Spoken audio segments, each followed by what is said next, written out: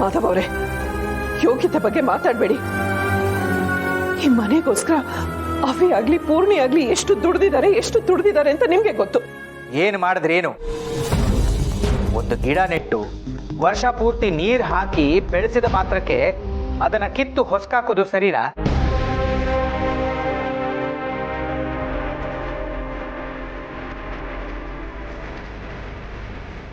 ಇಷ್ಟು ವರ್ಷ ಅವನ ಮೇಲೆ ಇವರಿಟ್ಟಿರೋ ಪ್ರೀತಿ ಬೂಟಾಟಿಕೆ ಅನಿಸ್ತಿದೆ ನನಗೆ. ಅಪ್ಪ, ನೀವು ಈ ತರ ಮಾತಾಡ್ತಿದ್ದೀರಾ? ಮಾತಾಡ್ಬೇಡ ಅಂತ ಹೇಳಿದ್ನಲ್ಲ. ನೀವು ಒಂದೇ ಒಂದು ಕ್ಷಣನೂ ನಿನ್ನನ್ನು ಈ ಮನೆ ನೋಡೋಕೆ ಇಷ್ಟ ಇಲ್ಲ ನನಗೆ. ಹೊರಟೋಗಿಲ್ಲಿಂದ.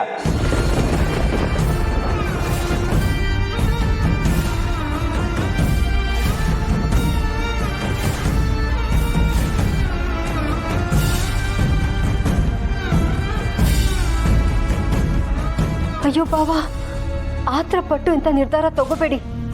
ಕೋಪದ ಕೈಲಿ ಬುದ್ಧಿ ಕೊಡ್ಬೇಡಿ. ಅದನ್ನ ಇವರಿಬ್ಬರಿಗೆ ಹೇಳು.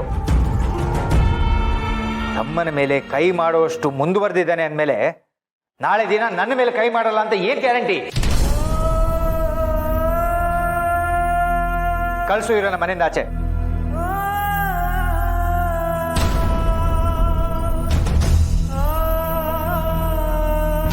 ಅವನ್ ಯಾಕೆ ಈ ಮನೆಯಿಂದ ಆಚೆ ಹೋಗ್ಬೇಕು ಮಾಧವ್ ಅವರೇ?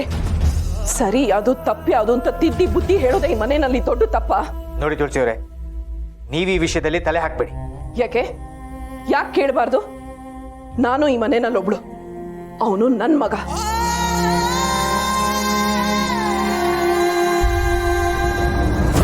ನೀವು ಅವನನ್ನ ಮನೆಯಿಂದ ಆಚೆ ಹಾಕ್ತೀನಿ ಅಂದಾಗ ನಾನು ಕೇಳ್ಕೊಂಡು ಸುಮ್ಮನಿರ್ಬೇಕಾ?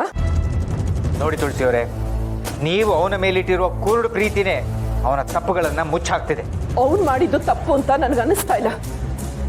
ಆದ್ರೆ ಈಗ ನೀವು ತಗೋತಾ ಇದ್ದೀರಲ್ಲ ನಿರ್ಧಾರ, ಇದು ತಪ್ಪು.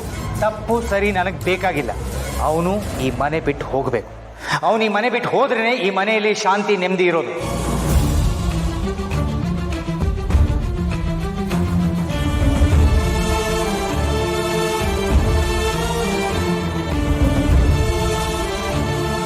ಇಲ್ಲ, ನಾನು ಈ ಮಾತನ್ನು ಒಪ್ಪಲ್ಲ.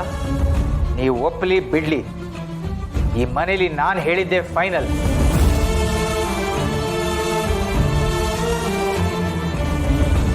ಮನೆಗೋಸ್ಕರ, ಈ ಮನೆ ನೆಮ್ಮದಿಗೋಸ್ಕರ ನಾನು ಏನ್ ಬೇಕಾದ್ರೂ ಮಾಡ್ತೀನಿ. ಹಾಗೂ ಒಂದು ವೇಳೆ ಈ ಮನೆ ಭಾಗ ಆಗ್ಲೇಬೇಕು ಅನ್ನೋದಾದ್ರೆ ಅದು ಆಗೋಗ್ಲಿ.